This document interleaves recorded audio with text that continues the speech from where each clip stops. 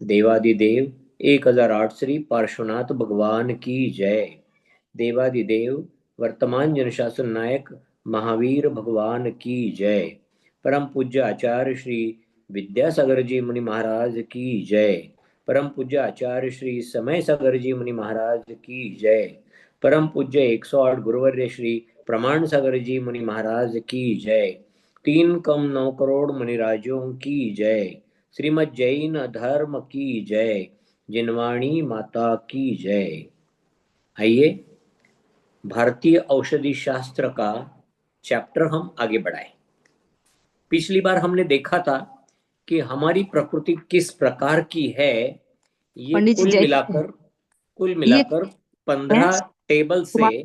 हमने तीन तीन एक एक टेबल में 3 पॉइंट ABC यानी पित्त प्रकृति या वात प्रकृति या कफ प्रकृति देखने के लिए ये जो 3 प्रकार के लगाए हैं वो लेकर हमने उसके आधार पर हम अपनी शरीर की प्रकृति 3 प्रकार मुख्यत्वे मुख्य रूप से 3 प्रकार की हम बनाते हैं बना उसमें देखते हैं। वात प्रकृति, पित्त प्रकृति या कफ प्रकृति। जरा 52 पेज नंबर का ये जो आकृति इसको जरा देखना। वात पित्त और कफ तीनों प्रकार की बताइए। ये तीनों सर्कल एक दूसरे को जहां छेदते हैं वहां पर उन दोनों का कॉम्बिनेशन आता है। पित्त और कफ का सर्कल जहां एक दूसरे को छेद रहा है वहां पित्त कफ प्रकृति। फिर वात और पित्त जहां छेद रहा है वहां वात पित्त प्रकृति। और दोनों भी एक वात और कफ के दोनों छेद रहे वहां पर कफ वात प्रकृति। अर्थात ये अधिक 3 हमें मिले। 3 और 3 6 प्रकार के हुए। सेंटर में देखो टी लिखा हुआ है। टी तीनों का 3 ऑल 3 विल बी देयर या इतना।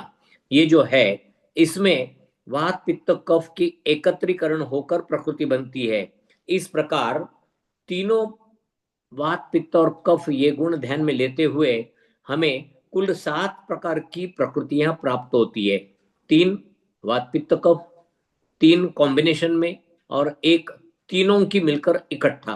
ऐसे 7 प्रकार की प्रकृतियां हमें मिलती है। अब अपनी जो टेबल हमने हमें हमें अपना टेबल बनाना चाहिए। क्या करें? अपना टेबल इस प्रकार से बनाए, चित्र तो नहीं बनाए लेकिन हम टेबल बनाते चले जाए और एक टेबल में ABC ABC ABC ऐसे 3 3 खाने बनाए। कुल मिलाकर जो टेबल बनाए हैं हमारे लिए वो उतने टेबल 15 टेबल है। और 15 टेबल के 3 3 है। 3 4 5 15 टेबल है। 15 टेबल में हर टेबल में 3 3 अर्थात 45 उत्तर है। मिलेंगे हमें 15 ही उत्तर। हर टेबल में एक उत्तर ढूंढना है और उस उत्तर को इकट्ठा लेकर जो कौन से खाने में आया, ए में आया कि बी में आया कि सी में आया, ये देखना है। और जब आता है ए या बी या सी में तो फिर वो काउंट करना है और तीनों नंबरों को घटते क्रम में रखना है।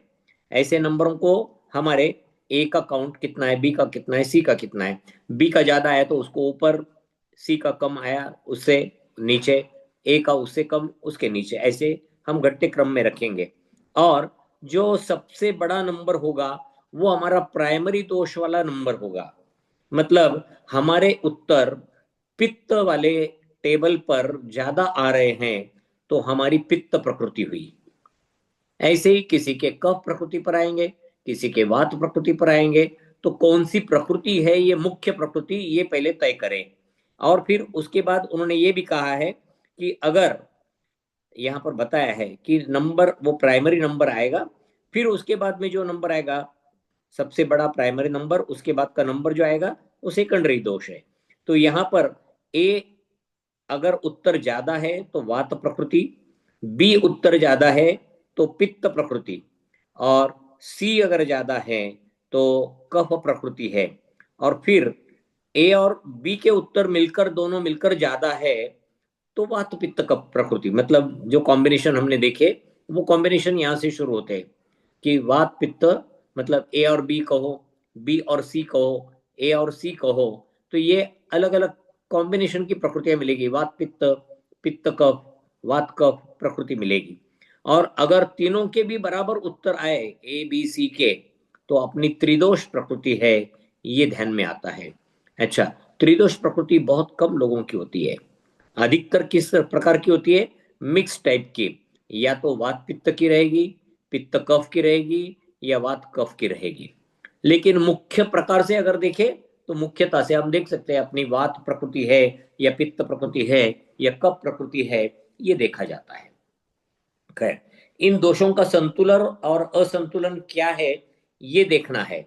क्या कहा है उन्होंने कि हमारी शारीरिक प्रकृति कैसी है वह तय होती, मतलब वो तय करती है हमारे लिए क्या, हमारी लाइफस्टाइल कैसी है, वो हमारे दोषों को बढ़ा रही है या घटा रही है, उसमें कारण है या नहीं, ये हमारे ध्यान में आएगा। जैसे उन्होंने उत्तर दिया है, देखो नीचे तीन चित्र में उन्होंने तीन बताए हैं। एक जो है वो बोल रहा है मुझे जलेबी और शुगर चाहिए, दूसरा बोल रहा है मुझे मसालेदार चाट चाहिए, तीसरा बोल रहा है मुझे कॉफी और काजू चाहिए। ये अलग अलग प्रकृति के लोगों का अलग अलग इंटरेस्ट होता है, उस प्रकार से वो बताया है, ये लाइफस्टाइल में गिनाया जाता है।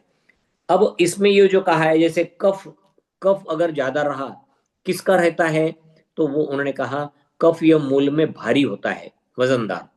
तो भारी प्रकार के भोजन खाने से, जैसे तले हुए भोजन या खाने में बहुत अच्छे लगने वाले ऐसे भोजन करने से, और व्यायाम बिल्कुल नहीं, तो कफ दोष बढ़ता है।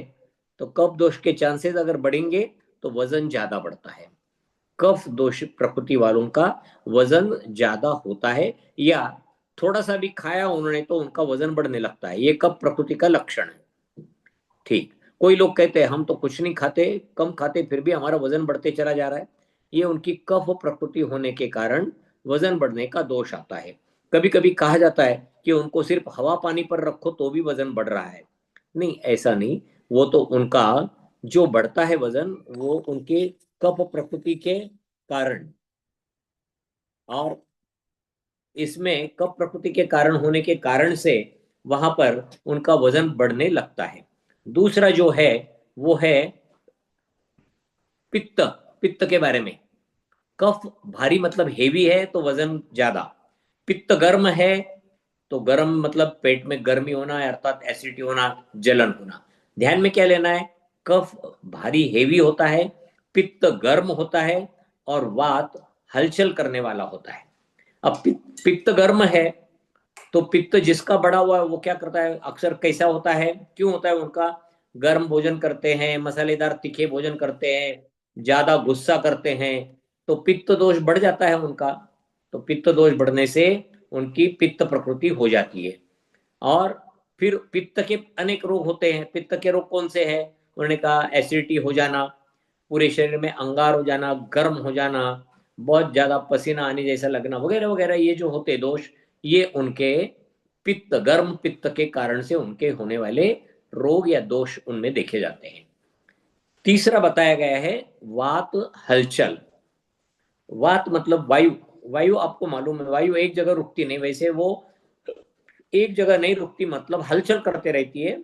तो वायु के कारण से हलचल या मूवमेंट ध्यान में लेना है।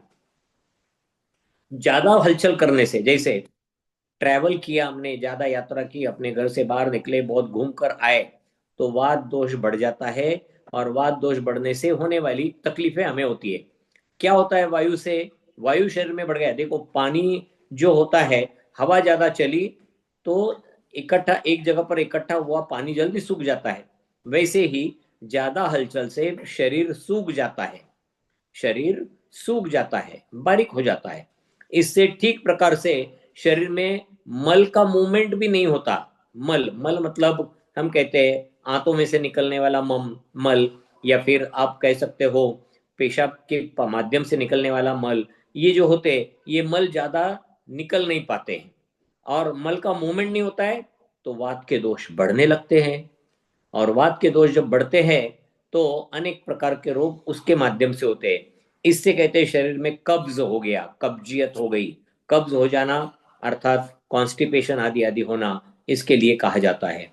फिर मन में ज्यादा हलचल, मन में ज्यादा, मन की हलचल ज्यादा हो रही है, तो हमें एक जगह पर मन अपना स्थिर नहीं हो पाता, रात को नींद भी नहीं आती, क्योंकि मन में हमेशा विचार विचार विचार होते रहते हैं। तो ये उन्होंने कहा है ये वात वाले शरीर में हलचल ज्यादा दिखती है मन की, और इनका मन कभी भी शांत नहीं रहता है, बिल्कुल अस्थिर मन वाले हैं। तो इनके लिए कहते हैं कि इनका ज्यादा रोग बढ़ता है, वात दोष बढ़ने से इनका भी मानसिक आदि आदि तनाव वगैरह बढ़ते हैं। अब क्या करें?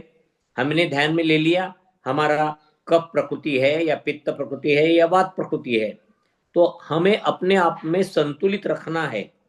ये तीनों के लिए ध्यान में लेना है, लेकिन उसमें जो ज्यादा है उसके लिए थोड़ा अधिक हमारा काम होना चाहिए। जैसे कहा है वात प्रकृति है हमारी, क्या करें? अपने आप को शांत रखें। शांत रखना, शांत रहना, जितना हो सके उतना कम बोलना, कम घूमना, कम फिरना। अर्थात इसका मतलब ये नहीं कि एक जगह बैठे रहना, ऐसा नहीं, लेकिन बहुत ज्यादा तीव्रता से हलचल नहीं करना, शांतता पूर्वक ये होता है। अपने को शांत रखना है और नियमित समय पर भोजन करना है। देखो ये बात तो हर एक के लिए लागू है। घड़ी का काटा अगर 10:30 पर आ गया तो 10:30 बजे या 10 बजे आपका भोजन हो जाना चाहिए। घड़ी के कांटे के मुताबिक अपना भोजन का समय स्ट्रिक्ट रखे। क्या होता है इससे? इससे ये होता है कि शरीर को उस भोजन को ग्रहण करने में, उसको पचाने में, पचाकर उसको यथा जगह पर पहुंचाने में जरा भी तकलीफ नहीं होती, क्योंकि शरीर के पार्ट्स बिल्कुल रेडी रहते हैं। वे रेडी रहते हैं। जैसे आपने 10 या 10:30 बजे का समय हमेशा नित्य रखा, तो शरीर में पाचक रस उसी समय उत्पन्न होंगे, और उसी समय उत्पन्न होने के कारण शरीर को कष्ट नहीं लेना पड़ता। पाचक रस अलग से उत्पन्न कराए, डाइजेशन कराए, एब्जॉर्प्शन कराए, पहुंचाए। इनमें जो ज्यादा शक्ति लगनी है, ज्यादा खून का सर्कुलेशन कराना है, उसकी जरूरत नहीं होती। तो शरीर को ज्यादा तकलीफ ना लेते हुए ये काम आसानी से वो कर सकता है। इसलिए हमारे सभी काम हमारे सभी काम समय पर होने चाहिए। और इस हलचल से जो हमारी वात दूषित होती है, हलचल ज्यादा करने से वात दूषित होती है, मतलब शरीर में वात एक प्रकार से प्रकोप हो जाता है, उसका प्रकोप नहीं होगा, वो शांत हो जाएगी। अच्छा, दूसरी बात, भोजन हमेशा गर्म और पौष्टिक करे, ताजा खाए। ताजा खाएं। ताजा खाने से ज्यादा अच्छा रहेगा। और उसके बाद में अच्छी नींद भी लेनी चाहिए, आराम करना चाहिए। अच्छा, नींद जो है, इसमें तीन बातें अच्छी तरह से ध्यान में लेना। भोजन, व्यायाम और नींद, ये तीनों, क्योंकि योग और ध्यान करे कर कर भी आगे आया है। तो ये तीनों का हमें अच्छी तरह से समय अगर रखकर हमने काम किया, तो वात के ऊपर हम बिल्कुल अपना कंट्रोल कर सकते हैं। वात प्रकृति बिल्कुल स्थिर हो जाएगी, कोई परेशानी नहीं होगी। जिनके लिए कहते ना संधिवात है, बहुत संधिवात है, इन लोगों को अपना खाने पीने का समय देखना चाहिए। इन लोगों को अपना खान पान सुधारना चाहिए। क्या खाना है और क्या नहीं खाना है, इसके बारे में अच्छी तरह से सोच समझकर काम उन्हें करना चाहिए। गर्म खाना चाहिए, पौष्टिक खाना चाहिए, ज्यादा तकलीफ देने वाला भोजन नहीं लेना चाहिए, नींद अच्छी लेनी चाहिए, आराम भी करना चाहिए, योगासन भी करने चाहिए, और मूल बात ध्यान भी करना चाहिए। ध्यान मतलब हमारे जो हम कहते हैं देव शास्त्र गुरु की आराधना पूजा वगैरह वगैरह, इनके माध्यम से जो होता है ध्यान, वो भी हमारे लिए बहुत उपकारी है। तो ये हमारे वात के लिए संतुलित रखने के लिए काम में आते हैं। पित्त के लिए क्या करना है? पित्त के लिए कहा है गुस्सा खत्म करो। बिल्कुल गुस्सा नहीं करना, गुस्सा करा तो पित्त बढ़ेगा ही बढ़ेगा 100%। ये पित्त जो होता है ना, अपने शरीर में एड्रिनलिन नाम का हार्मोन जो होता है, वो इसके साथ, गुस्से के साथ एड्रिनलिन सीक्रेट होता है। और वो जो सीक्रेट होता है, तो हमारी हृदय की धड़कन धड़ धड़ धड़ धड़ धड़ धड़ बढ़ते चली जाती है। तो गुस्सा जब समाप्त किया जाता है, तो अपने आप हमारा पित्त शांत होने लगता है। उन्होंने कहा दूसरे जैसे हैं वैसे उनको स्वीकार करो। दूसरे दूसरे मतलब क्या? हमारे घर में भी, हमारे इर्द गिर्द रहने वाले भी, या हमारे समाज में भी, या अन्य जहां पर भी हम काम करते वहां पर भी, हम जहां जाते वहां पर भी, कोई भी जैसे है, उनकी प्रकृति या उनका नेचर वैसा है, ये समझकर हमें अपने आप में उनको उस प्रकार से स्वीकारना है। उनके प्रति गुस्सा नहीं करना है। जब भी हमारे मन के विरुद्ध होता है हमें गुस्सा आता है, नहीं, मन के विरुद्ध होगा ये पहले ग्रहण ग्रह पकड़कर चलना है। दुनिया में हर बात हमारे मन के जैसे नहीं होती। और दूसरी बात, कई लोग ऐसे होते जो हमारे विरुद्ध में काम करते रहते, तो उनको देखकर हम गुस्सा करें? नहीं, बिल्कुल नहीं। अरे कर्म हम नहीं पहले बांधे, तो इसीलिए तो वो हमारे विरुद्ध में जा रहा है। तो क्या करे? शांत रहे। तो अपना गुस्सा समाप्त करे, दूसरों को स्वीकार करें। गर्म चीजें नहीं खाए। गर्म का मतलब यहाँ पर टेम्परेचर से नहीं लेना। हाँ। गर्म का मतलब है यहाँ पर जो लेना है वो बहुत उष्णता देने वाले, अर्थात कैलोरीज देने वाले कहो, या ज्यादा मसालेदार पदार्थ वगैरह कहो, इनसे ज्यादा पित्त बनता है। तो इनको थोड़ा संभालना है। जैसे चाय कॉफी, चाय कॉफी गर्म पड़ती है तो उनके माध्यम से पित्त बढ़ता है। जैसे तली हुई चीजें खाए, उनसे पित्त बढ़ता है। बेसन की चीजें खाए, उनसे पित्त बढ़ता है। ये इनको हमें अच्छी तरह से ध्यान में रखना, संतुलित रखकर खाना है, ये अच्छी तरह से समझना है।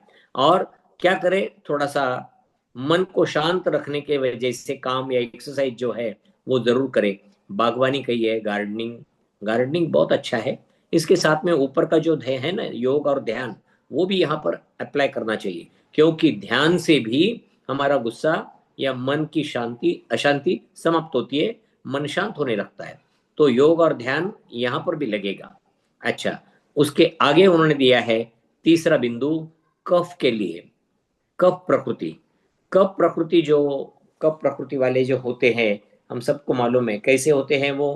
कफ प्रकृति वाले हमेशा भारी भारी भारी वजन वाले वगैरह रहते हैं, या फिर उनका कई प्रकार के रोग उनको होते हैं। जैसे उनमें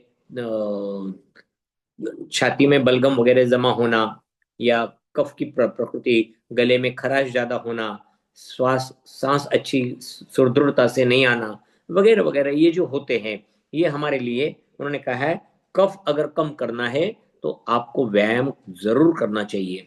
व्यायाम अनेक प्रकार के बताए जाते हैं।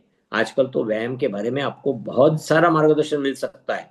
तो ये, एक तो कैलोरी बर्न करने वाले व्यायाम अलग, अपने योगासन अर्थात शरीर की फ्लेक्सिबिलिटी बढ़ाने वाले व्यायाम अलग, ऐसे अलग अलग व्यायामों को ध्यान में लेकर उनका मिश्रण बनाकर अपने लिए, स्वयं के लिए अच्छी तरह से व्यायाम करना चाहिए।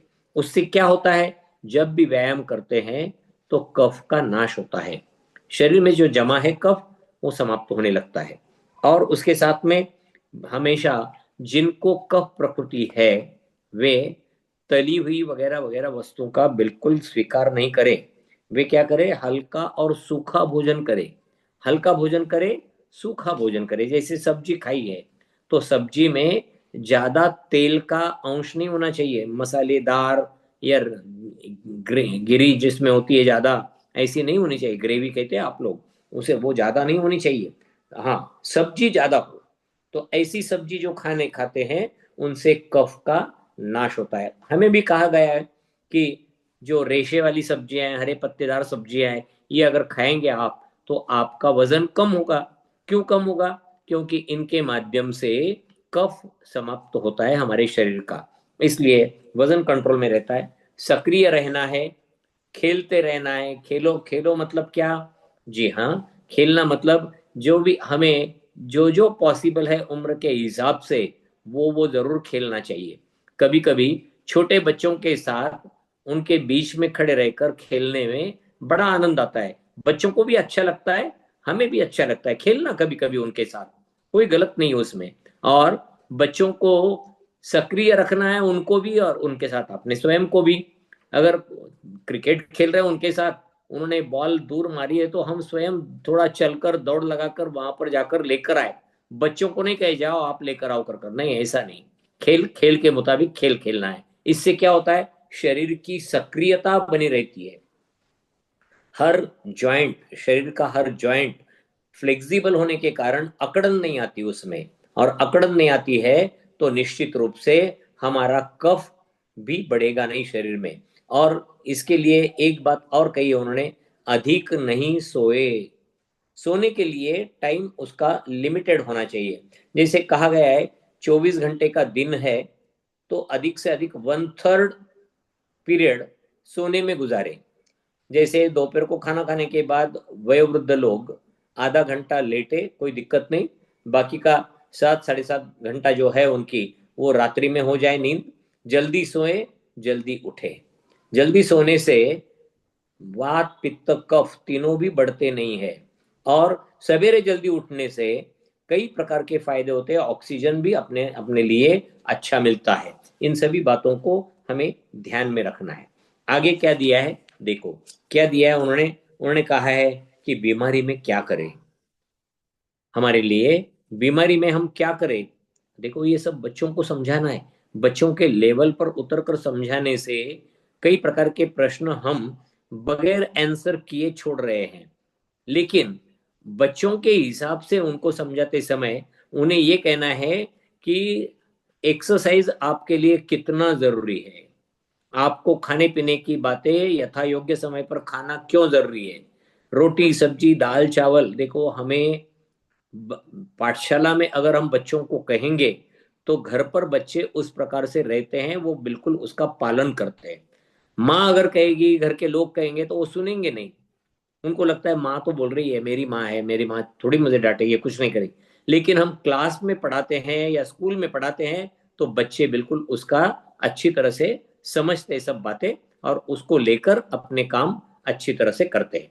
तो उनको हम पूछेंगे, बीमारी अगर हम बीमार हो गए तो क्या करना चाहिए। देखो पहले तो बीमारी का इलाज करना चाहिए, बीमारी का इलाज करना चाहिए। तो इलाज करते समय हम दोनों बातें ध्यान में रखेंगे। पहली बात, प्राकृतिक पद्धति से, मतलब निसर्गता जितना हो सके उतनी पद्धति से हमारी बीमारी हम कंट्रोल करें।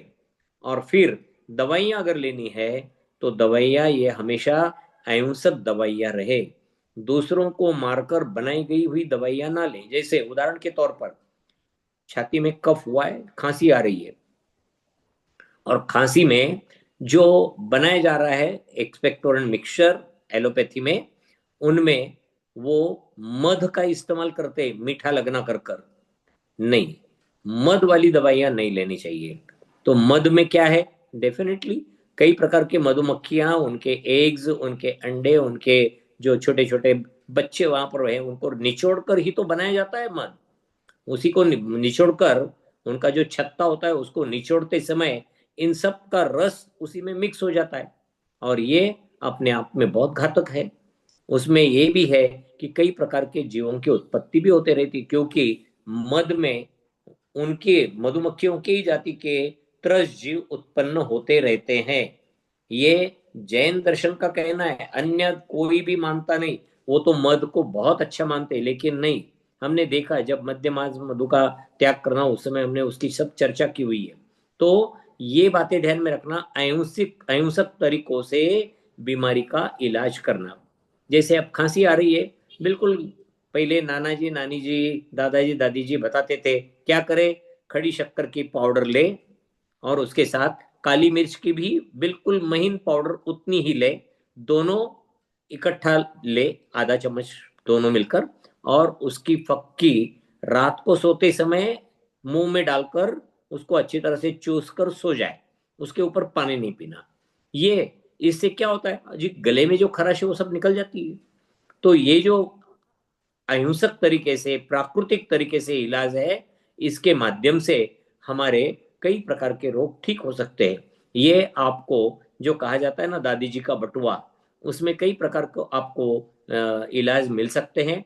अगर हो सके तो अपने घर में अपने इर्द गिर्द जितने बूढ़े होंगे वो क्या क्या करते हैं और किस प्रकार से उनका आयुर्वेदिक आदि पद्धति से इलाज करते हैं, उनके साथ बातचीत कर कर अपने पास उनकी नोट्स जरूर बनाएं। ये बहुत महत्वपूर्ण होता है। आयुर्वेदिक चिकित्सा पद्धति ये शुरू शुरू में अगर हमने कर ली तो हमारे जो तकलीफें हैं उनको कंट्रोल करती है, और यही तकलीफें आगे बढ़कर जो गंभीर बीमारियां बननी है वो होने नहीं देती, उनको रोक लिया जाता है। तो आयुर्वेदिक चिकित्सा पद्धति बहुत महत्वपूर्ण है, उसकी ओर ध्यान देना चाहिए। अगर आपके गांव में कोई आयुर्वेदिक वैद्य वगैरह वगैरह होंगे तो उनसे बार बार मुलाकात कर कर उनको प्रश्न पूछकर अपने उनके उत्तर वगैरह मिलाकर उस प्रकार से अपनी तबीयत को ठीक रखना जरूरी होता है। खैर, यहाँ पर इस पूरे चैप्टर में बच्चों को हमने पूछना है कि हमने क्या पढ़ा, या इस चैप्टर में हमने पढ़ा आयुर्वेद का महत्व, फिर हमने पढ़ा जब हम भोजन करते हैं तो भोजन का हमारे शरीर पर क्या प्रभाव होता है।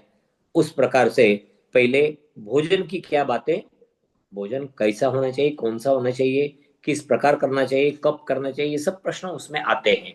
और फिर आयुर्वेद के अनुसार शारीरिक प्रकृति, ये अत्यंत महत्वपूर्ण, ऐसा हमने यह चैप्टर में यह पार्ट पढ़ा है कि हमारी वात प्रकृति है या पित्त प्रकृति है या कफ प्रकृति है।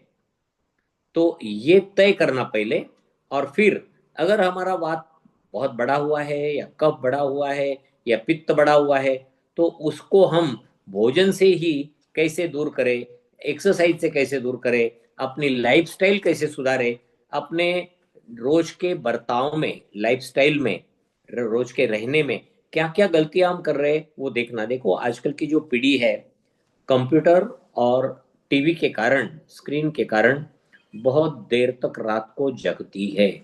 ये अत्यंत घातक है। इससे दोनों तीनों प्रकार के दोष बढ़ेंगे, वात पित्त कफ तीनों भी बढ़ेंगे। कैसे बढ़ेंगे? पित्त इसलिए बढ़ेगा, नींद ठीक नहीं होती है, पित्त बढ़ेगा। वात कैसे बढ़ेगा, कफ कैसे बढ़ेगा?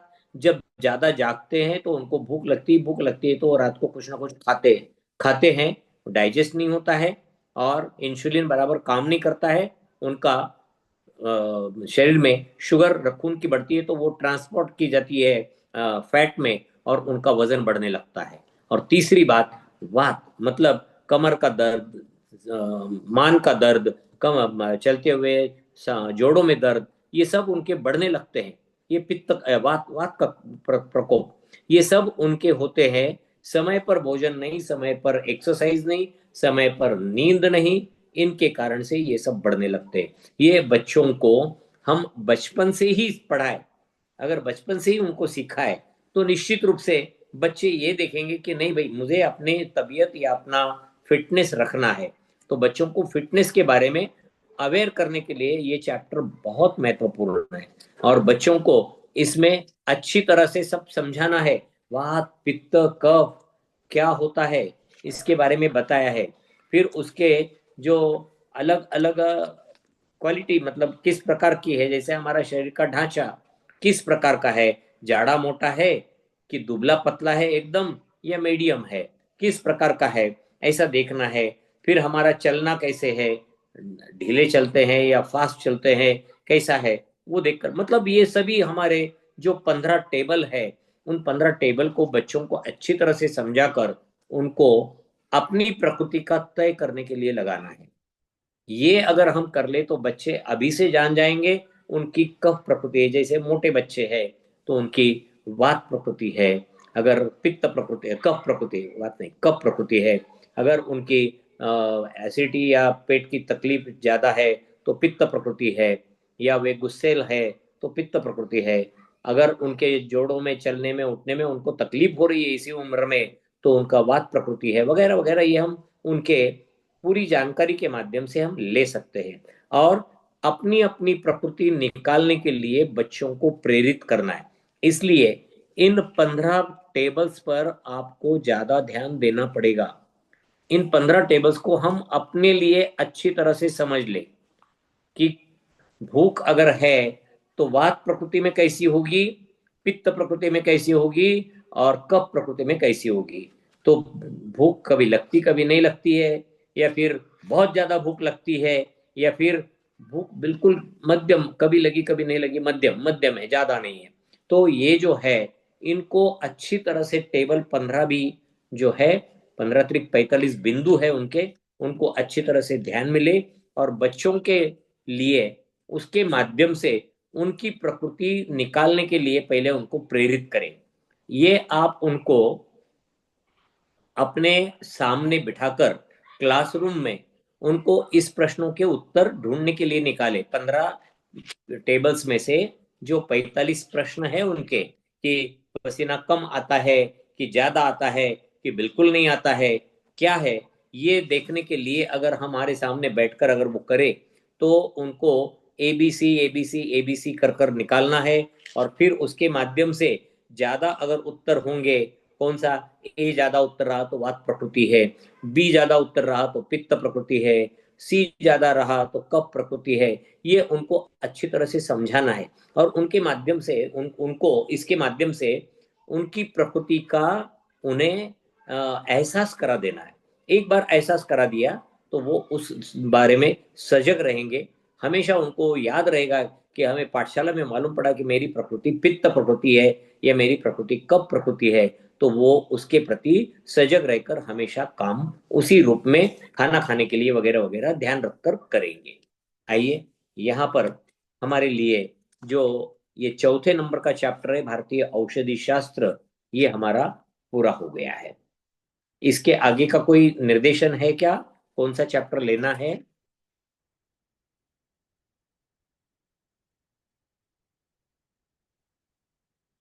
जी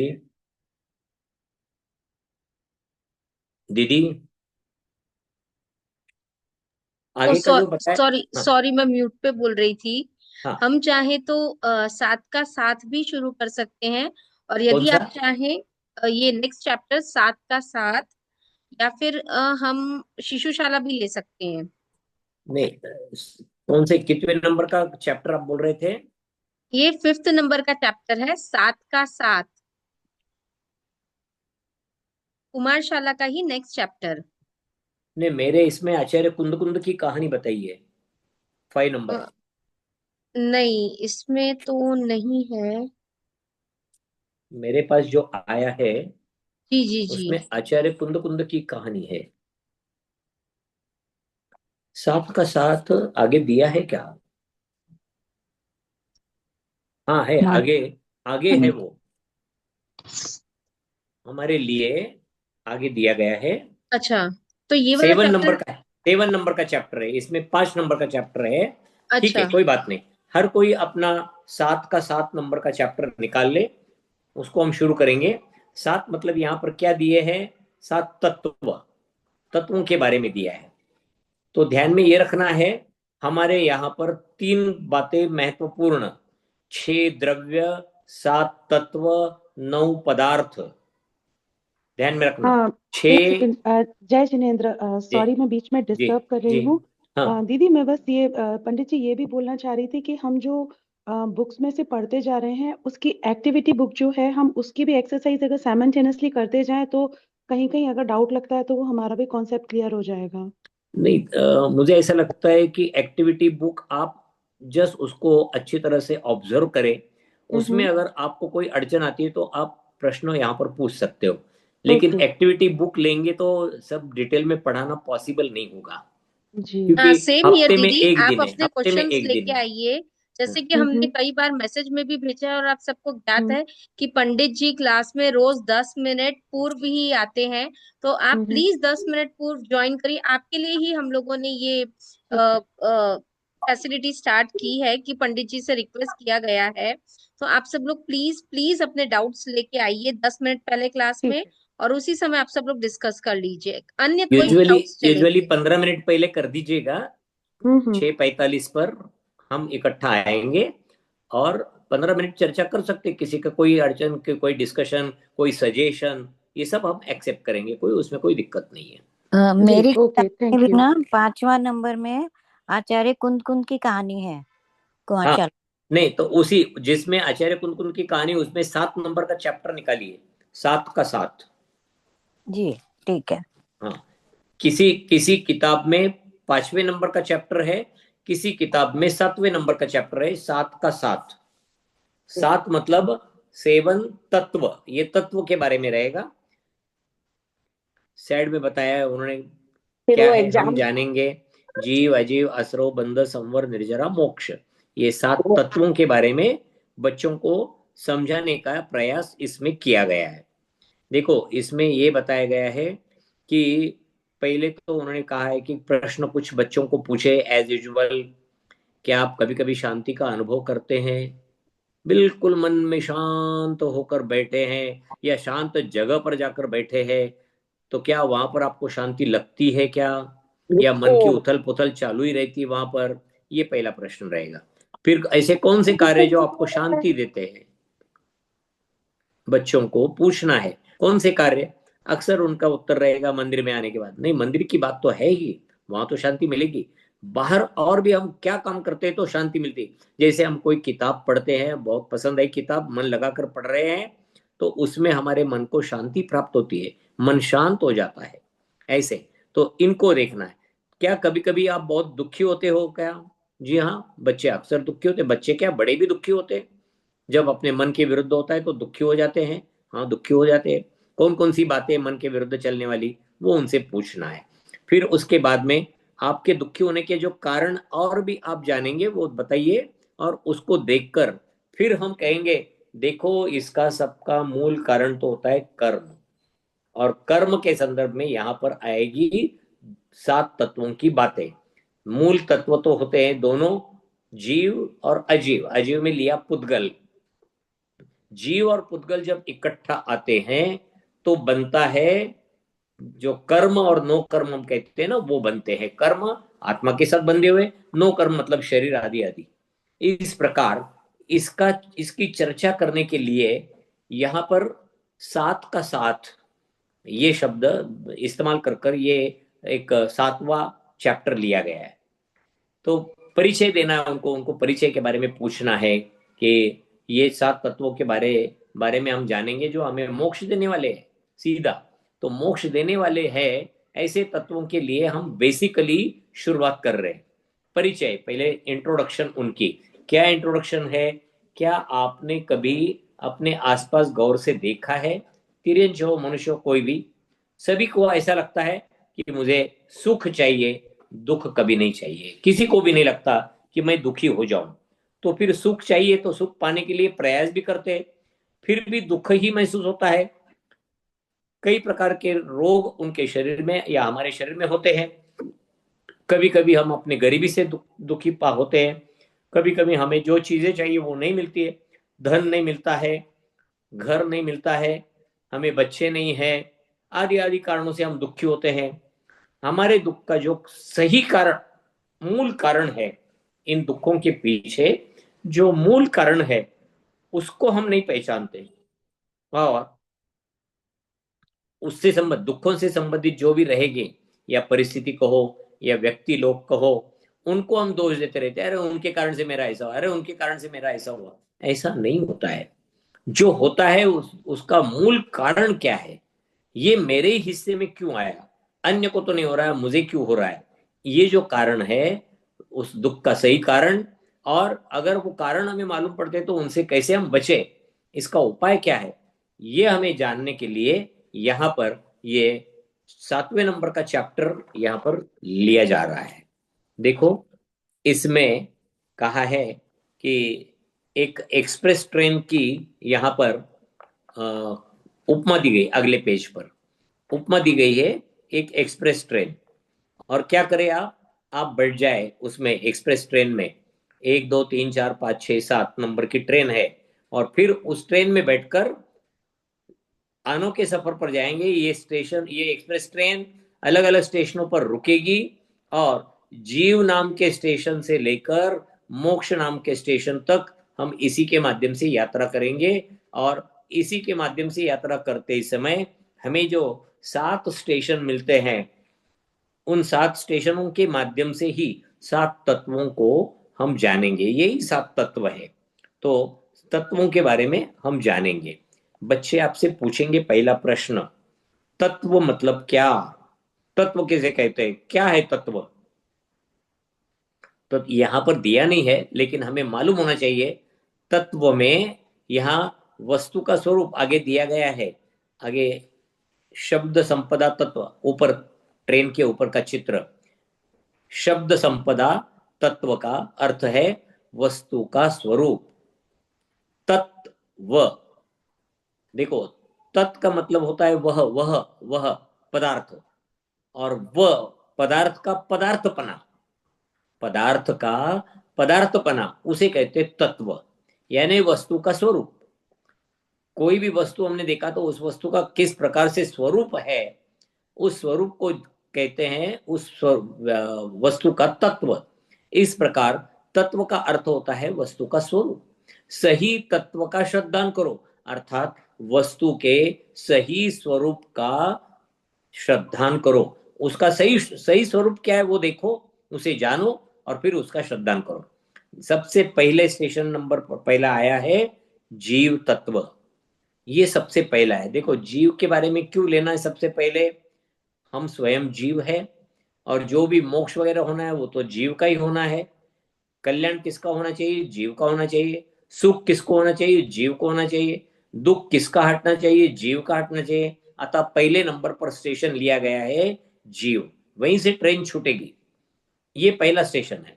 उन्होंने कहा देखो बच्चों ध्यान से देखना, बच्चों को बताना क्या, चारों गतियों में जो जीवित प्राणी दिख रहे हैं वे जीव है। जीवित प्राणी मतलब जिनके पास चेतना शक्ति होती है उनको जीव कहते हैं। ये हमने पहले जीव अजीव के चैप्टर में बच्चों को पढ़ाया हुआ है। तो वहां पर से वे जानेंगे कि जिनके पास जीवित प्राणी के पास एक चीज समान पाई जाती है, क्या, वो है आत्मा। चेतना शक्ति अर्थात आत्मशक्ति, अर्थात आत्मा जो हमारे शरीर में निवास करती है। सभी जीवित प्राणियों के शरीर में वह चेतना शक्ति होती ही है, होती ही है। और जब उसी वो होती है तो वह जीव मतलब चाहे मनुष्य हो, जानवर हो, तिर्यंच गति के कीड़े मकोड़े हो, उड़ने वाले कीटक हो, या हम कहते वृक्ष आदि हो, तो ये सभी जीव होते हैं। तो उनमें जानने और देखने की शक्ति होती है, तभी तो हम जीव कहते हैं। हमें मालूम है आत्मा में क्या है, आत्मा में दो प्रकार के गुण है। कौन से, देखना जानना, देखना जानना, इसी को कहते हैं दर्शन ज्ञान। दर्शन ज्ञान, तो दर्शन और ज्ञान ये आत्मशक्ति के दो मुख्य गुण है। और हमें जितने भी जीव नजर आ रहे हैं ना, कोई कोई भी जीव ले लो, कोई भी ले लो, तो उनमें देखने की और जानने की शक्ति है। सुख दुख का अनुभव वे करते हैं। यहाँ पर प्रश्न पूछेंगे बच्चे, पेड़ में जीव है या नहीं, आत्मा है या नहीं, हाँ है। तो फिर उसमें जानने और देखने की शक्ति कैसे, वो हमें समझाओ। कैसे देखेंगे, उनके पास तो आंखें है नहीं। बच्चों को ये समझाना है। हमने देखा है दर्शन, दर्शन 5 प्रकार से और मन से भी, 5 इंद्रियों के माध्यम से जो होता है ना, उसे हम कहते हैं दर्शन। जो कहते हैं शरीर के माध्यम से चक्षु दर्शन और अचक्षु दर्शन। चक्षु दर्शन अर्थात आंखों से दर्शन, आंखों से देखना। अचक्षु दर्शन अर्थात स्पर्श रस गंध और शब्द के माध्यम से देखना। जैसे हम किसी रूम में गए और वहां हमें चंदन की सुगंध आई, तो हमने कह दिया अरे आज किसी ने यहाँ पर चंदन की सुगंधित अगरबत्ती बहुत अच्छी लगाई है। हमने देखा नहीं उसको आंखों से, लेकिन हमने जान लिया। इसी का मतलब है कि हमने अपने नाक के माध्यम से सुगंध लेकर हमने ये जान लिया कि हो ना हो ये इसी रूम में कहीं ना कहीं चंदन की अगरबत्ती लगी हुई है। तो इसे कहते हैं नाकों से देखना, नाक से देखना, इसे कहते हैं दर्शन। दर्शन मतलब देखना। और ये जो देखना है ये पांचों इंद्रियों के माध्यम से होता है, मन के माध्यम से भी होता है। जैसे हम यहाँ पर बैठे हैं और हमारे जो कोई मित्र को या रिश्तेदार को दूर है, उनका नाम लेते ही उनका चेहरा हमारे मन के सामने आ जाता है। ये हुआ मन के द्वारा देखना। तो जो देखना है और जानना है ये दो गुण आत्मा में होते ही है। और उन्होंने कहा है कि जितने भी जीव नजर आते हैं उनमें जानने देखने की शक्ति है, उसके साथ एक महत्वपूर्ण है क्या, वो सुख दुख का अनुभव करते हैं। जो अजीव वस्तु है उस अजीव वस्तु को सुख दुख का अनुभव नहीं होता। अच्छा, इसके बाद उन्होंने बताया चित्र एक, कि क्या अलग अलग प्रकार के जीव बताए गए हैं यहाँ पर। देखो क्या कर रहे हैं, कोई कैसा है, कोई कैसा है, कोई कैसा है। उनके वहां पर देव भी बताए हैं, कुछ नारकी बताए हैं, कुछ तिर्यंच बताए हैं, कुछ मनुष्य बताए हैं, चारों गति के जीव यहाँ पर बताए हैं। तो उनके बारे में लेकर फिर वो कहते हैं कि देव जीव तत्व के प्रति हमें सही श्रद्धान करना है। कैसे सही श्रद्धान करना है? देखो, शरीर के कई प्रकार के आकार होते हैं, छोटा रो या बड़ा रो, उसमें कोई बिगड़ता नहीं है। शरीर चींटी का जो है छोटा है बिल्कुल। हाथी का कितना है? हाथी का बहुत बड़ा है। देवों का शरीर कैसा है? बहुत सुंदर।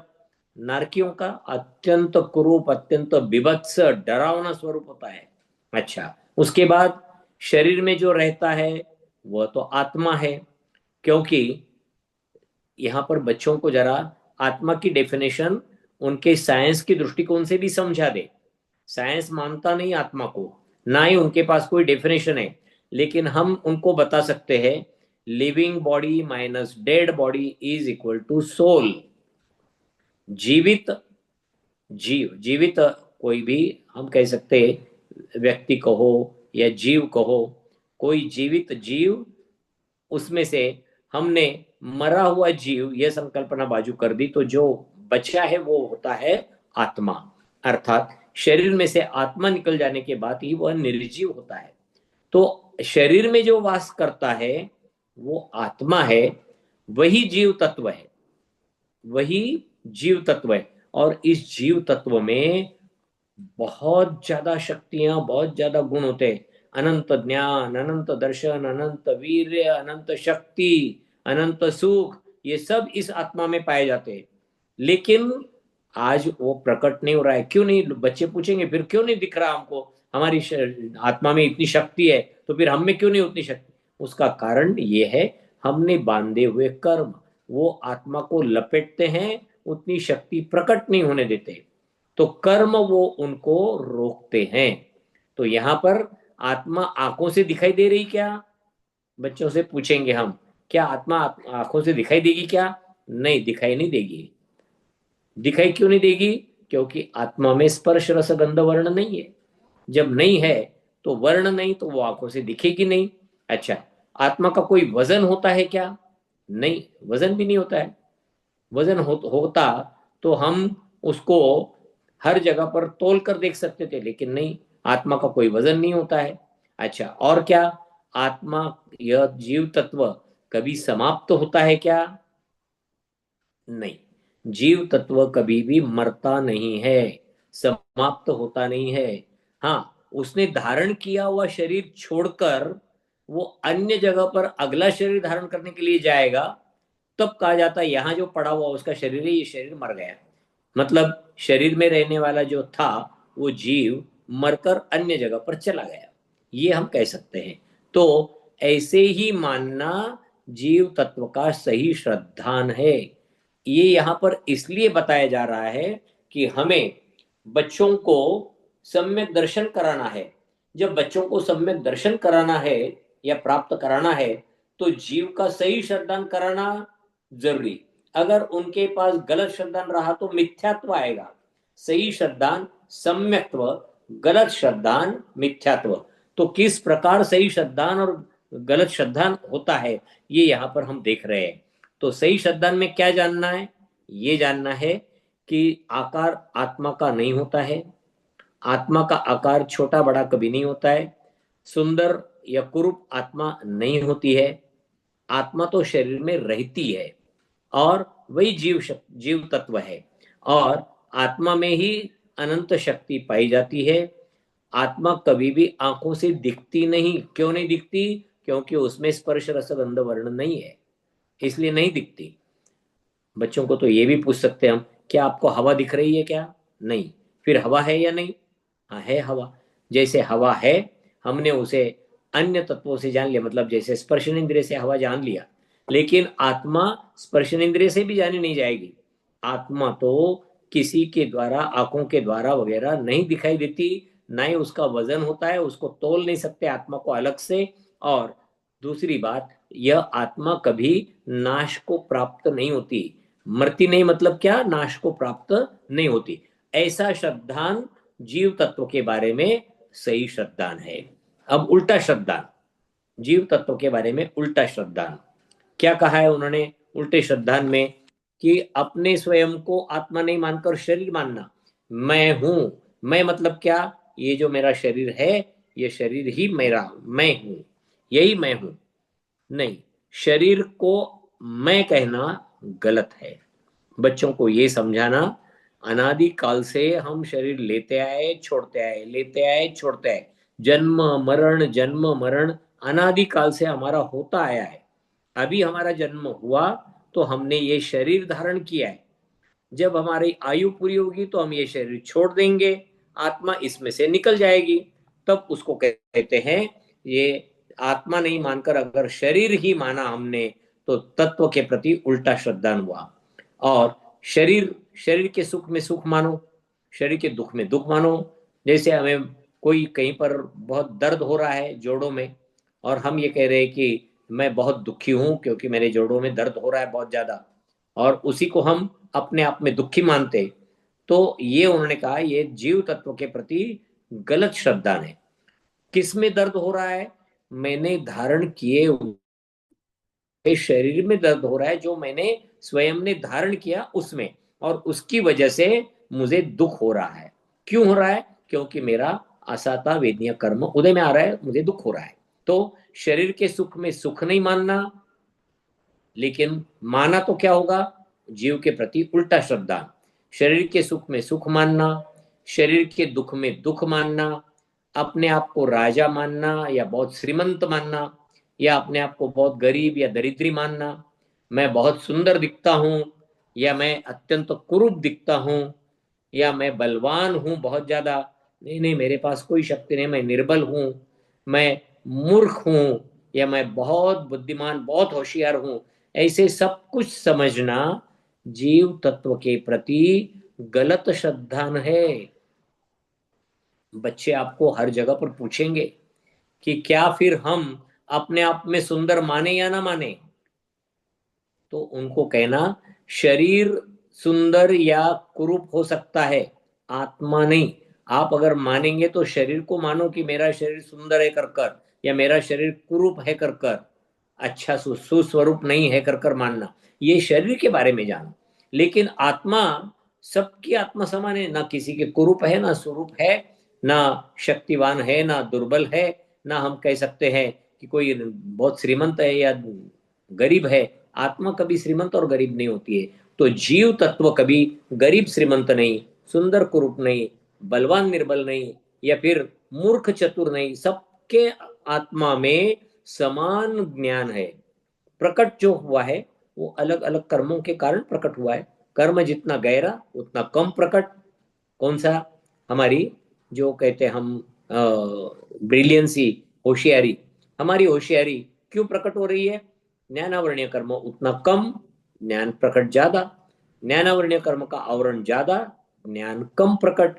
तो कर्मों के कारण से बनता है। अर्थात यहाँ पर जीव अपने आप में ना तो राजा है ना भिखारी है, ना सुंदर है ना कुरूप है, ना बलवान है ना निर्बल है, ना मूर्ख है ना चतुर है। इनको नहीं समझना, ये तो शरीर के संदर्भ में होता है।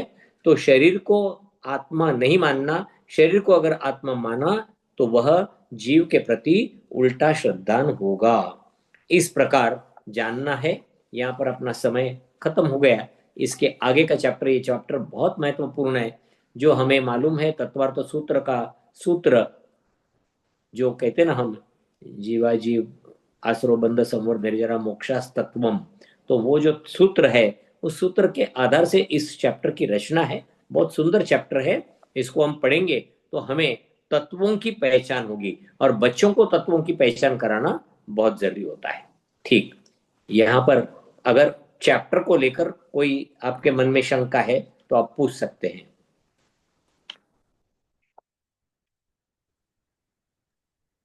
किसी का कोई प्रश्न है तो हैंड रेस करें।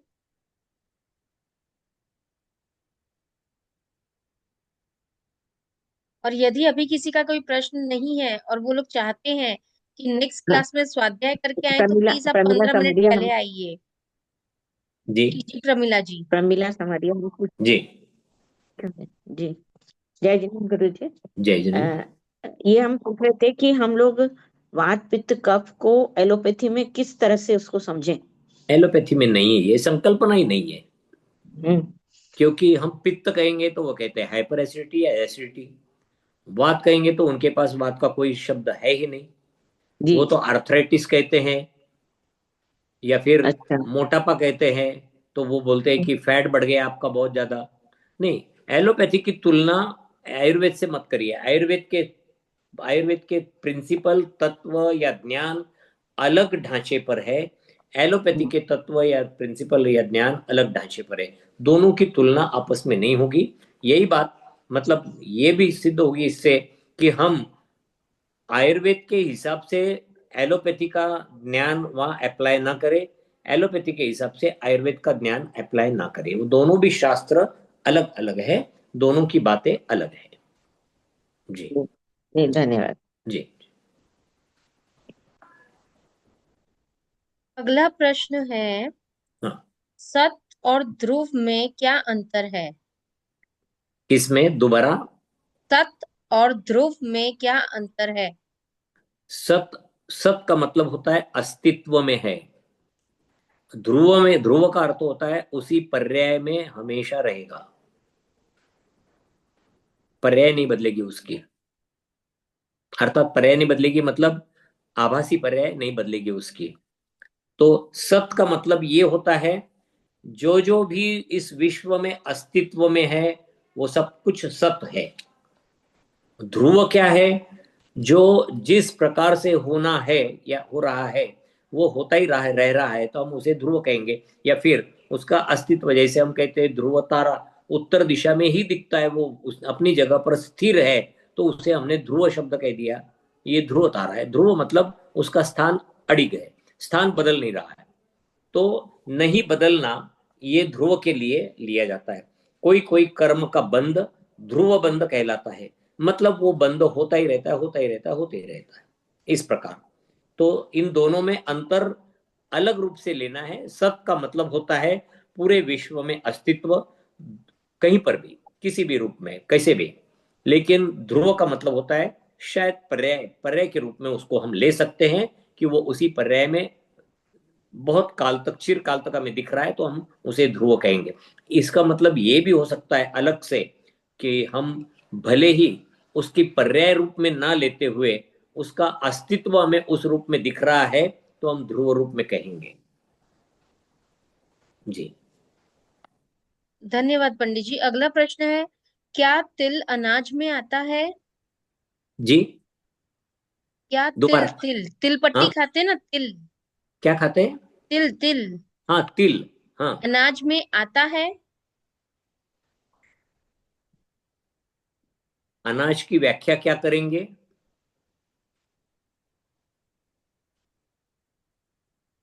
जी, नहीं, मतलब ये था कि तिल जो है, जो ज्यादातर लोग, ये क्वेश्चन मेरा भी था, मुझे भी डाउट था कि ज्यादातर जैसे रात को जिनका रात्रि भोजन त्याग होता है वो गजक और तिल पट्टी और ये रात को खा लेते हैं, तो वो खाना चाहिए कि नहीं? क्योंकि मैंने किसी, मुझे बुक का नाम पता नहीं है, अपने ही किसी शास्त्र में पढ़ा था कि तिल एक अनाज है और वो रात्रि में नहीं खाना चाहिए।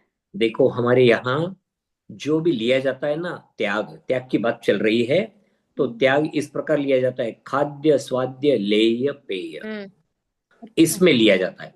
तो तिल तो खाद्य में आएगा, खाने के रूप में, मतलब चबाकर खाने में की वस्तु है वो, तो खाद्य में आएगा। अतः खाद्य के जैसे आपने खाद्य का त्याग किया है तो आप तिल्ली का कोई पदार्थ नहीं खा सकते हो, प्रश्न ही उठता नहीं उसमें।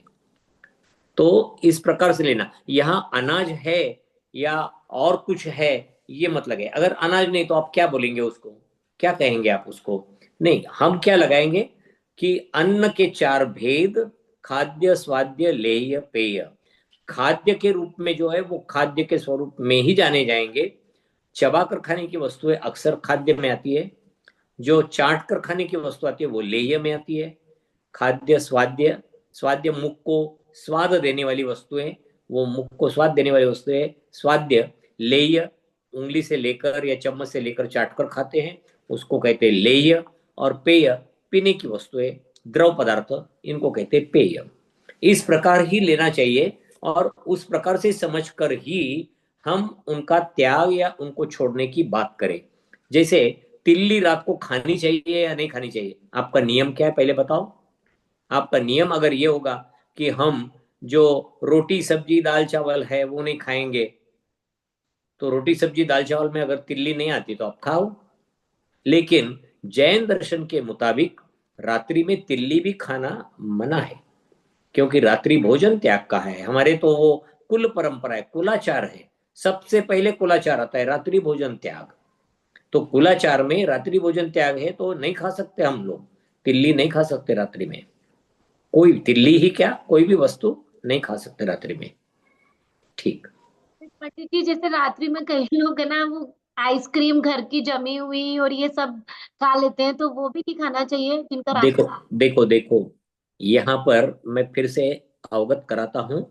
हमारा नियम होना चाहिए खाद्य स्वाद्य लेह्य पेय के रूप में त्याग।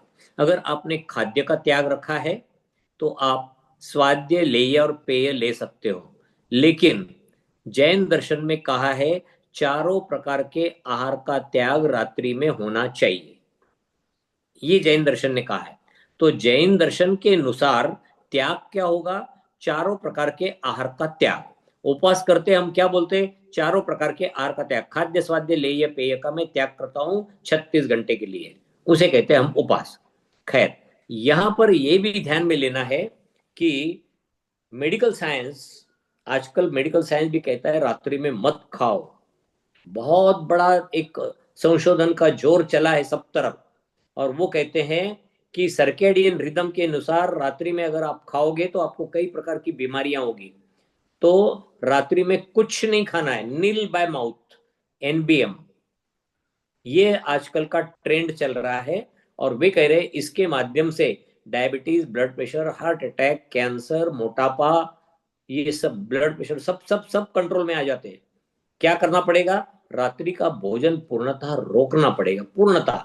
और आप देखना सब तरफ क्या हुआ है, सभी लोग रात्रि भोजन को अहम मान रहे हैं।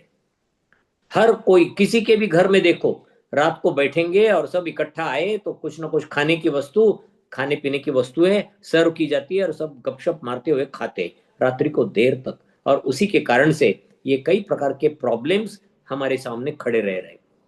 पहले के जमाने में लाइट नहीं थे, तो शाम को 7 बजे के पहले, अंधेरा होने के पहले सब खा पी कर, ज्यादा से ज्यादा जो मंदिर होगा, हिंदू लोगों के लिए हनुमान मंदिर, जैनों के लिए अपना जैन मंदिर होगा, भजन पूजन करेंगे, भजन करेंगे, वहां स्तुति वगैरह बोलेंगे, आकर सो जाएंगे।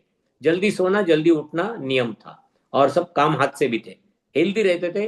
किसी प्रकार के ये गुण जिसे हम क्रॉनिक इन्फ्लेमेटरी डिसीजेस बोलते नहीं थे, और अब वो बढ़ने लगे। कारण एक ही है, रात्रि का भोजन बढ़ गया है, मोटापा बहुत बढ़ रहा है। और मोटापा जो बढ़ रहा है वो उसके साथ एथरोस्क्लेरोसिस, मतलब रक्त वाहिनियों के बीच में अंदर से चर्बी का लेयर आना, ये बढ़ते जा रहा है। इसलिए हमें ध्यान रखना है, जैनिज्म के प्रिंसिपल दुनिया में सर्वोत्कृष्ट है, सबसे उत्कृष्ट। पिछले 25 साल से मैं इस पर अभ्यास कर रहा हूं, और मैंने ऐसे ढूंढ कर निकाले सब। मतलब रात्रि भोजन ना करना, इसके 200 कारण एलोपैथी के हैं मेरे पास। एलोपैथी के कारण कम से कम एक 20-25 भी कारण आप जान लेंगे तो आप कहेंगे ये तो एलोपैथी में भी कहा गया है कि रात को मत खाओ कर कर। ये सब कुछ बातें साइंटिफिक है। हमारे जैनिज्म में जो भी दिया है वो बिल्कुल पूरे विश्व को अप्लाई होने वाला है, साइंटिफिक है सब। इसलिए उन्होंने कहा रात्रि में तिल्ली भी नहीं खाए, ना आइसक्रीम खाए, ना मूंगफली है जो इसको मीट मिर्च लगाकर रखी हुई है वो खाए, कुछ नहीं, कुछ नहीं चलेगा, कुछ नहीं खाना है। रात्रि में कुछ नहीं खाओ। भूख लगी बहुत ज्यादा, लगने दो। भूख से आदमी मरता नहीं, मरता है ज्यादा खाने से। पहली रोटी अपने लिए, दूसरी रोटी पत्नी के लिए, तीसरी से लेकर सब रोटियां डॉक्टरों के लिए। जितना कम खाएंगे उतना मजे में रहेंगे। अधिक खाना बहुत ज्यादा तकलीफदायक होता है। इसलिए अर्थात टाइम बे टाइम इसका भी ध्यान रखना है। ये सब बातें बच्चों को भी समझानी है, तभी तो हर कोई स्वस्थ और सुस्त रहेगा, स्वस्थ और चुस्त रहेगा। ठीक है जी। पंडित जी, इस पे मैं थोड़ा सा ऐड कर सकती हूँ। जी। महाराज जी ने अपने प्रवचन में क्लियरली बताया था कि जब आप पूरे दिन भोजन ना कर पाए हम्म। तब आप ले सकते हैं, जो हम रात में लेते हैं ना मूंगफली चने वगैरह, उन्होंने बोला वो दूध के साथ। यदि आपने पूरे दिन भर में कुछ भोजन नहीं किया है तब आपको ऐसा करना चाहिए, वरना इस प्रकार का किसी भी भोजन का निषेध होना चाहिए, किसी भी प्रकार का। जैसे आपने बोला ना कि मुंह चलाने वाला, तो उन्होंने क्लियरली बोला मुंह चलाने वाला किसी भी प्रकार के भोजन का हमें निषेध करना चाहिए। कहीं पे भी शास्त्रों में खाने की कोई प्रक्रिया है ही नहीं। जी, देखो इसमें महर्षि का थोड़ा सा दृष्टिकोण तुम्हारे शरीर के स्वास्थ्य के तरफ दिया है उन्होंने, कि आप दिन भर कुछ नहीं खाए हो और अब आपको भूख लगी है तो थोड़ा सा आप ले सकते हो। लेकिन मैं एक डॉक्टर होने के नाते और जैनिज्म की दृष्टिकोण से भी, दोनों दृष्टिकोण से यही कहूंगा, कितनी भी भूख लगी रहने दो, रात को मत खाओ, मत खाओ रात को। आप खाना है तो दिन को ही खाओ, जब तक सूरज है तब तक ही खाओ। इसके कई प्रकार के परिणाम शरीर पर दिखकर आ रहे हैं। जब जाता है सूरज का अस्त होता है तो शरीर में मेलेटोनिन सिक्रिट होना शुरू होता है, इंसुलिन बंद हो जाता है या इंसुलिन काम करना बंद हो जाता है। मेलेटोनिन इंसुलिन के अपोज में काम करता है, तो रात्रि में कोई भी सेल पेशी शुगर नहीं लेती है इंसुलिन रहने के बावजूद भी। अतः ब्लड में शुगर बढ़ने लगती है, उसको ऑर्डर दी जाती है इंसुलिन को, इस सब शुगर को शिफ्ट करो लिवर के पास। लिवर के पास शुगर भेज दी जाती है, उस शुगर का कन्वर्जन किया जाता है चर्बी में, और चर्बी यहाँ वहां वहां वहां स्टोर में कर रखी जाती है, भविष्य में काम आ जाएगी, भविष्य में हम भूखे रहे तो काम आ जाएगी। ऐसे इस प्रकार से वो चर्बी काम में रखी जाती है। तो ध्यान में ये रखना है कि रात्रि में खाने से बहुत प्रकार के परिणाम, दुष्परिणाम हमें भोगने पड़ते हैं। क्या करें?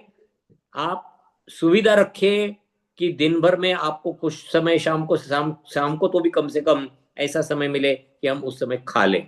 लेकिन अगर नहीं खाया, बस रह जाइए भूखे, कुछ नहीं होता है। 48 घंटे 24 घंटे भूखे रहने से कुछ नहीं। हमारे यहाँ तो 10-10 लक्षण के उपवास करते हैं लोग।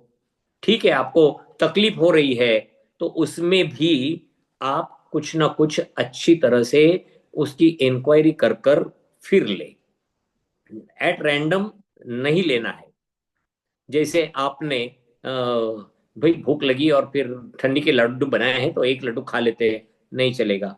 या फिर ड्राई फ्रूट का लड्डू खा लेते हैं, नहीं चलेगा, नहीं चलेगी, ये बातें नहीं चलेगी। क्या खाना है और क्या नहीं खाना है इसका विवेक रखना पड़ेगा, तो शरीर का कार्य व्यवस्थित रहेगा। तो किसी भी हालत में सहसा ऐसी बात तो नहीं हो सकती कि किसी को दिन भर भी खाना खाने के लिए या कुछ खाने के लिए समय ही नहीं मिला। एक समय तो वो निकाल सकता है, 10 मिनट 15 मिनट निकाल सकता है।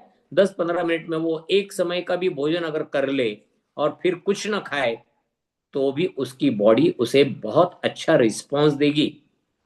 जो कहते हैं आजकल ऑटोफैगी वगैरह वगैरह, ये एक समय भोजन करने पर, एकाशन करने पर बहुत उत्कृष्ट तरीके से होता है। शरीर से सब मल निकाल दिया जाता है, सभी पेशियां अपने आप में तंदुरुस्त और चुस्त रहती है। तो ये सब बातें हैं, सब बातों को ध्यान में रखकर अभी इतना ही विश्वास रखिए कि हमारे जैन दर्शन में जो कहा है वो 100% साइंटिफिक और हमारे मुनाफे की बात करने वाला कहा है, इसको छोड़े नहीं। ठीक। एक डाउट और है मेरा, हालांकि पता नहीं सबको क्या लगेगा कि मैं कितने प्रश्न पूछ रही हूँ, लेकिन मेरा डाउट है कि जैसे कई बार क्या होता है कि मेरे काफी टाइम से आपके रात्रि भोजन के त्याग है, जैसे आप बता रहे हैं कि खाद्य पदार्थ के त्याग है, लेकिन मेजर डिजीज की बात नहीं कर रही हूँ। जैसे हेडक हुआ या सर्दी खांसी हुई तो हम टेबलेट ले लेते हैं, तो वो भी क्या उसमें आती है कि वो नहीं लेना? नहीं, देखो दवाइयां जो है वो भोजन में नहीं आती। कोई भी नहीं कहता है कि दवाई लेते समय मैं भोजन ले रहा हूं, नहीं, कोई नहीं कहता, होता नहीं वो वैसे। हाँ, उल्टी में लेकिन कुछ कुछ गोलियां लेते समय आपको ध्यान रखना पड़ता है कि आप में, आपके पेट में कुछ हो, ये बात अलग है, उस समय की बात अलग है। लेकिन हम देखो आयुर्वेद का प्रयास क्या है, आयुर्वेद के प्रयास दो है। पहला प्रयास तो ये है कि आपके पास बीमारी ही ना फटके, बीमारी ही आपको ना आए, ये पहला प्रयास है। और फिर दूसरा प्रयास ये है कि जो बीमारी आई है वो अपने ही खान पान के तरीके से या आयुर्वेदिक दवाइयों से, वनस्पति जन्य दवाइयों से अलग अलग हमारे इर्द गिर्द जो वनस्पति है उनके माध्यम से उस बीमारी को या उस अस्वस्थ हुई प्रणाली को ठीक करें। ये हमारा आयुर्वेद का मकसद है और वो सबसे उत्कृष्ट मकसद है। एलोपैथी क्या करती है? एलोपैथी रोग होने के बाद दूर करने की दवा है। एलोपैथी में एक भी तत्व ऐसा नहीं है कि जो आपको ये बताए कि नहीं आप ये करो तो आपको ये बीमारी नहीं होगी।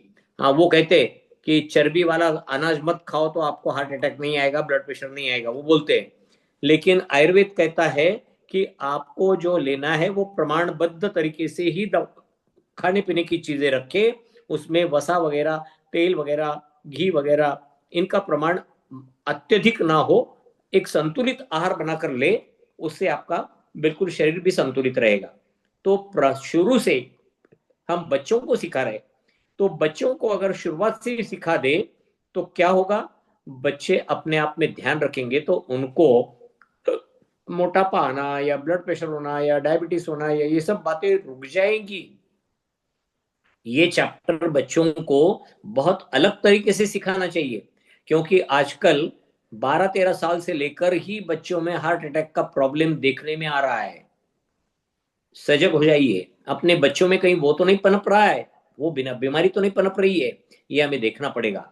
तो थोड़ा सा इस बारे में ध्यान ये रखना है कि जैन दर्शन के मुताबिक अपना खान पान, रहना, विचार, सोना आदि या फिर पूजा आदि करना या स्वाध्याय करना वगैरह, ये सब हमारे सभी प्रकार के स्वास्थ्य के लिए उत्कृष्ट बताया गया है। स्वास्थ्य हमने व्याख्या देखी है कि हमारा मानसिक, वाचनिक, कायिक और आत्मिक, ये चारों प्रकार का संतुलन रहना, व्यवस्थित रहना, इसी को स्वास्थ्य का है। तो आयुर्वेद इसी के बारे में काम करता है। जैनिज्म आयुर्वेद की पुष्टि करता है, आयुर्वेद को बोलता है हाँ आप जो कर रहे हो वो सही कर रहे हो। तो जैनिज्म के मुताबिक वही काम करना चाहिए जो आयुर्वेद ने बताया है, और आयुर्वेद के माध्यम से ही हम जैनिज्म अपना दृढ़ बना सकते हैं। ठीक, पंडित जी आज का आखिरी प्रश्न ले ले। तनुजा जी बहुत देर से हैंड रेस करके अपने प्रश्न पूछने का वेट कर रहे थे। जरूर तनुजा नहीं, जी प्लीज अपना प्रश्न पूछिए। जी जय जिनेंद्र पंडित जी, जय जय जिनेंद्र, बोलिए। हमारा क्वेश्चन थोड़ा टॉपिक से हटकर है। जी, हम क्या वास्तु शास्त्र में विश्वास रखते हैं क्या? और वास्तु शास्त्र में, हाँ, अगर हम कोई फ्लैट वगैरह बुक करते हैं तो हमें बेसिक चीजें कौन सी ध्यान रखना चाहिए? अच्छा देखो, एक तो पहले मैं एक संकल्पना क्लियर करता हूं।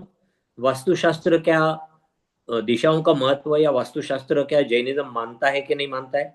100% मानता है। क्योंकि जब तीर्थंकर भगवान कहो या केवली जो होते हैं, मोक्ष जाने से पहले जब वे प्रतिमा योग धारण करते हैं 13वें गुणस्थान में, 13वें गुणस्थान की बात कर रहा हूं, और उनको जब समुद्घात करना है तो वे उत्तर या पूर्व की दिशा की ओर ही मुख कर कर बैठते हैं। अपने ग्रंथों में लिखा है, धवला आदि ग्रंथों में लिखा हुआ है। तो पूर्व और उत्तर की ओर ही मुख उनका क्यों? मतलब वे उस दिशा के महत्व को जानते, मानते, समझते। हमारे भगवान जियों की मूर्ति देखिए आप, सभी पूर्व या उत्तर की ओर ही है।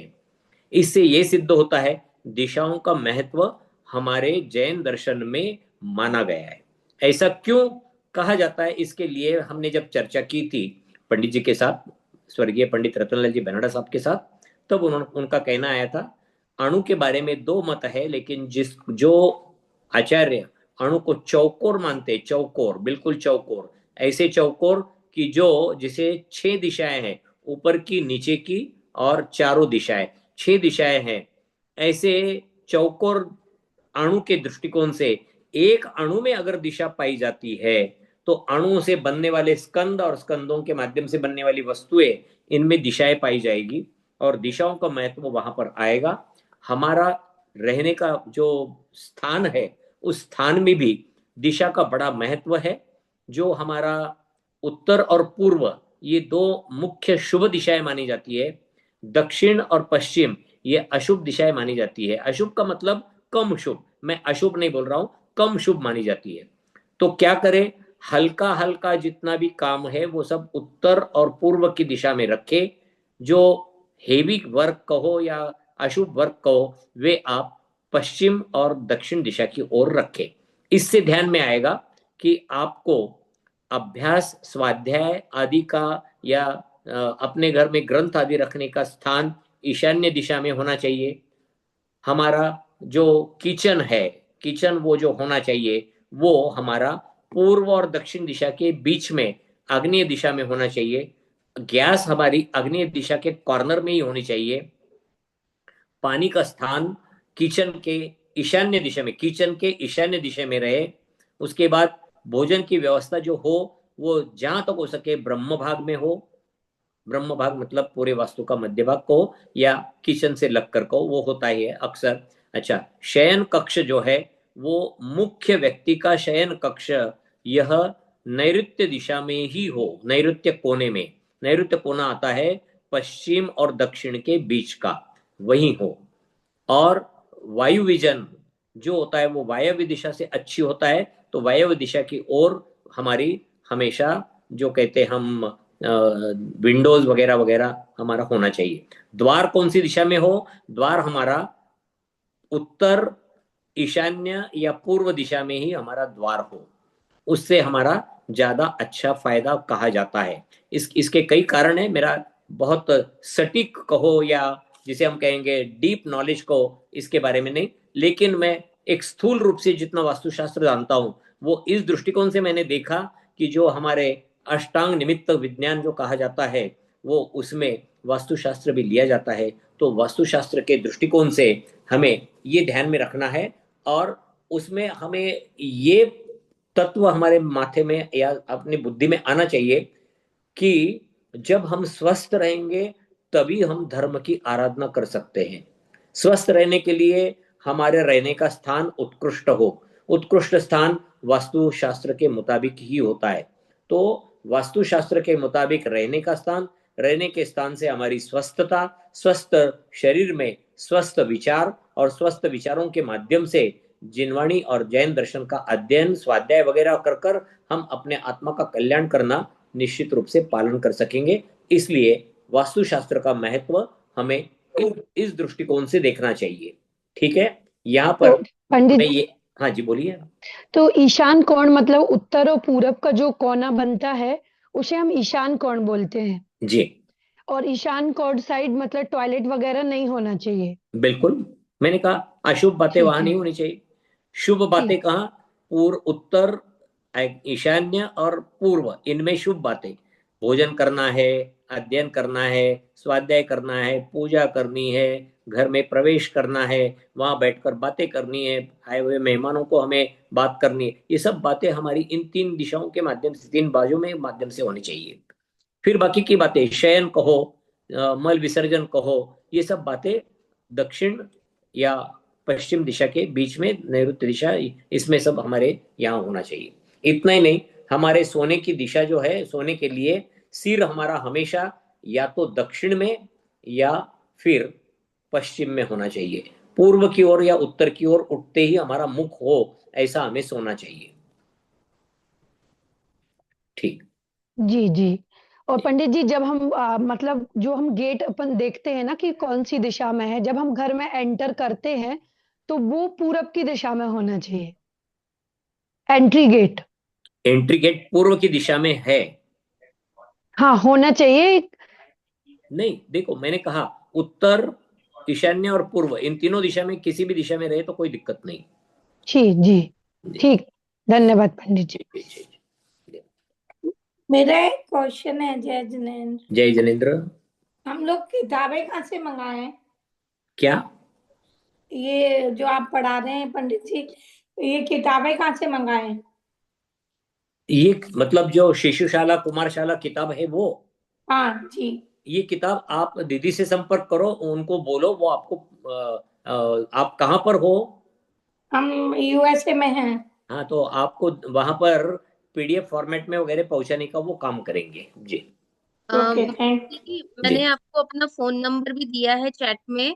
आप प्लीज चैट में देखिए और आप प्रतीक्षा दी जो हमारा एनआरआई सेंटर देखते हैं उनसे कम्युनिकेट कीजिए, जिन्होंने आपको ग्रुप में जोड़ा होगा प्रतीक्षा दी ने। उनके पास सारे पीडीएफ वगैरह जाते हैं, तो आपको उनके थ्रू सारी हेल्प मिल जाएगी। ओके, अदरवाइज आप थैंक यू। उनसे आपका कनेक्ट कर नंबर सकते नहीं हैं। आया चैट में। मैंने चैट में डाला है आपको, आप प्लीज चैट में जाके देखिए। और आप है मैं ना, चैट में ही हूँ अभी। हाँ तो मैंने मेरा नंबर डाला हुआ है दीदी, प्लीज आप चैट एक बार देखिए ना, मैंने आपको रिप्लाई किया है। आपने डायरेक्टली करना है मेरे को?